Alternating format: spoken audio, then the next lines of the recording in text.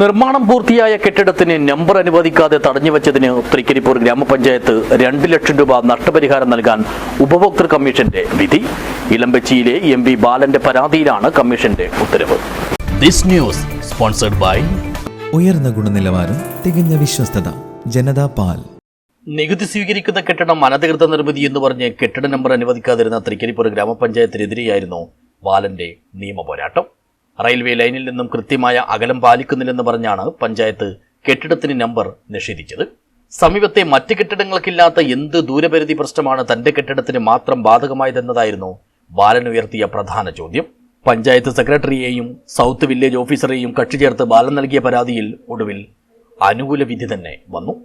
എൻ്റെ ബിൽഡിങ്ങിന് പഞ്ചായത്ത് നമ്പർ തരാതെ കൊണ്ട് വളരെയധികം വിഷമിച്ചു. അത് ഞാൻ പോരാടി എനിക്ക് കിട്ടി.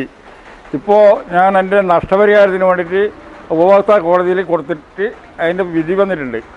5 കൊല്ലം എന്നെ കളിപ്പിച്ചവർ ഇനി കോടതിയിൽ വളരെയധികം ബഹുമാനിക്കുന്നു. കോടതി എനിക്ക് അനുകൂലമായിട്ടാണ് വിധിച്ചത്. അപ്പോൾ ഇനി എന്നെ പോലെയുള്ള ആൾക്കാർക്ക് ഇങ്ങനത്തെ ഈ ഉദ്യോഗസ്ഥന്മാരെ കൊണ്ടല്ലേ ഈ ഉപദ്രവം ഉണ്ടാകാൻ വേണ്ടി പാടില്ല.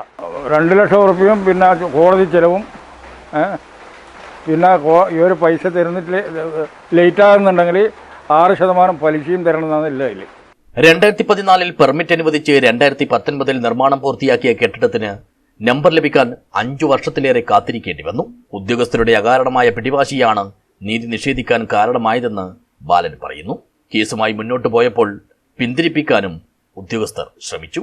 ഈ പഞ്ചായത്തിലൊരു സ്റ്റാഫ് വന്നിട്ട് ഇവിടെ വന്നിട്ട് എന്നോട് പറഞ്ഞിട്ടുണ്ടായി, ഈ കേസ് കൊണ്ട് നിങ്ങൾ മുൻപോട്ട് പോകണ്ട, നിങ്ങൾക്കൊന്നും കിട്ടൂല, അത് അവസാനം അങ്ങ് വളരെ കാലം കഴിഞ്ഞിട്ട് എന്തെങ്കിലും കിട്ടിയെങ്കിലേ ഉള്ളൂ, അപ്പം നിങ്ങൾക്ക് നമ്പർ വരെ ക്യാൻസൽ ചെയ്യേണ്ട ചാൻസ് വരും, അങ്ങനെയൊക്കെ പറഞ്ഞ് നമ്മളെ ഭീഷണിപ്പെടുത്തി.